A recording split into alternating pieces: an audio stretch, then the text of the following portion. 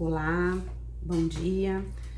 Eu quero falar um pouco hoje a respeito da toxicidade digital, né? Que é algo que eu venho tentando controlar na minha vida, pessoalmente falando, com a minha família e principalmente com a minha filha. Eu tenho uma filha de 12 anos e encontrar o limite correto entre o quanto que se pode utilizar de celular, tablet, computador, o limite saudável, né, melhor dizendo, é um desafio. Para mim, pelo menos, é um desafio hoje. E também é um desafio para mim como profissional e como pessoa, colocar limite para mim. Poluição eletromagnética é esse excesso de ondas que são emitidas. É poluição porque é um excesso, né? E a gente tem excesso hoje de ondas emitidas por equipamentos eletroeletrônicos e por essas redes de alta tensão, torres de telefonia, torre de celular e os próprios equipamentos, como eu estava dizendo, né?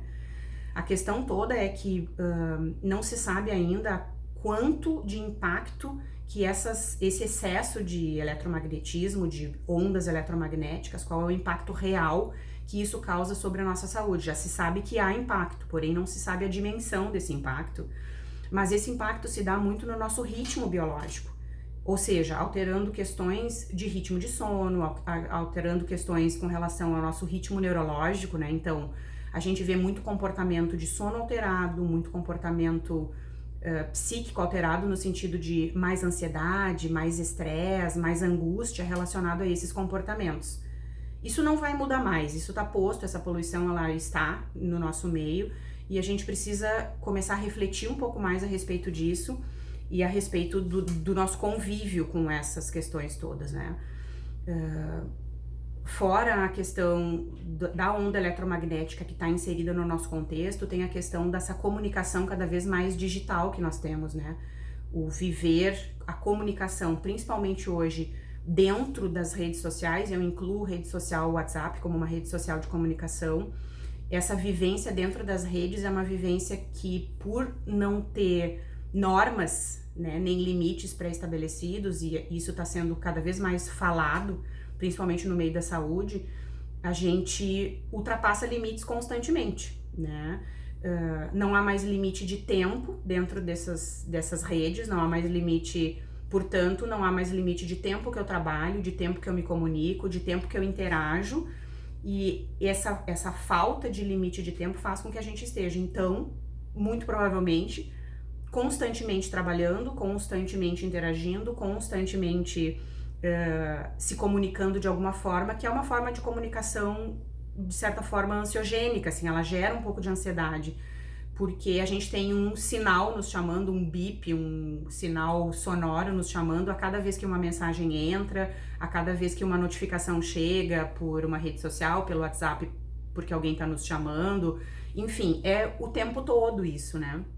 Então, parar para refletir a respeito da forma como a gente está hoje interagindo com os meios eletroeletrônicos é bastante importante para que a gente possa ter mais saúde, né? Para que a gente possa estar mais conectado com a gente mesmo, com as pessoas de uma forma geral e um pouco mais fora desse contato, que é um contato apenas através das redes sociais, né?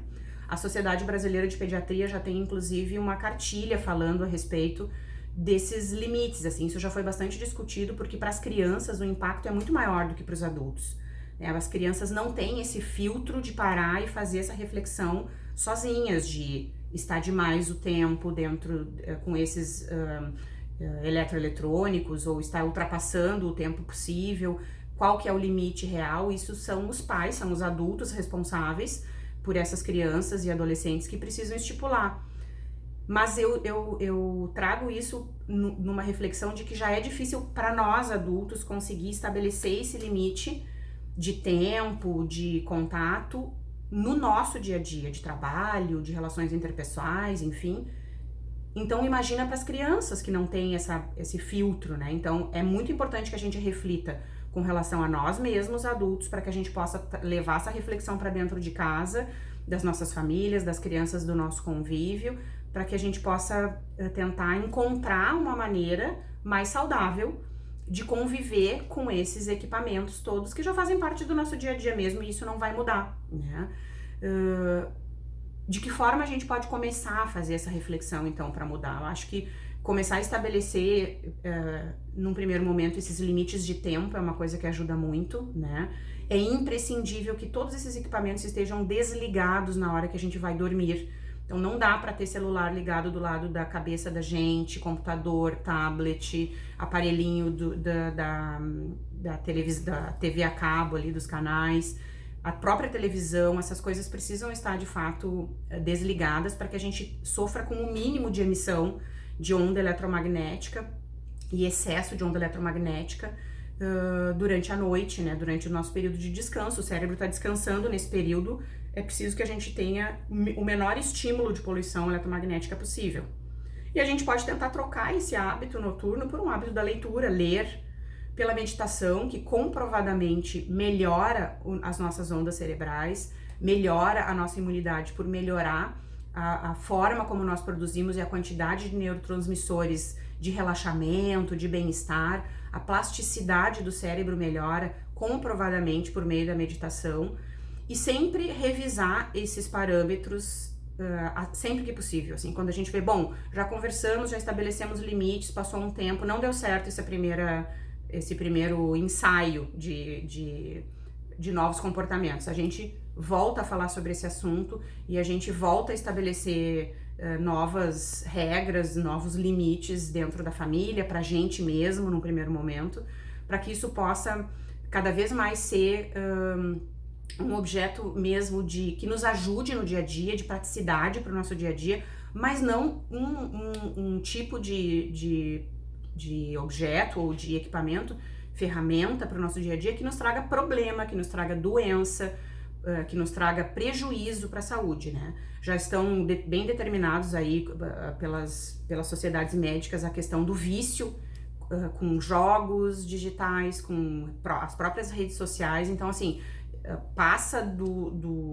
da parte do é bom, nos ajuda, traz mais praticidade, facilita a nossa vida, tá trazendo doença. Então é muito importante que a gente pare, reflita a respeito dessas coisas para determinar novos tempos, novos ajustes, novos limites, principalmente falando nas crianças e nos adolescentes. Mas é claro que toda mudança começa com a gente, né? Então a gente precisa estabelecer pra gente novos limites, né?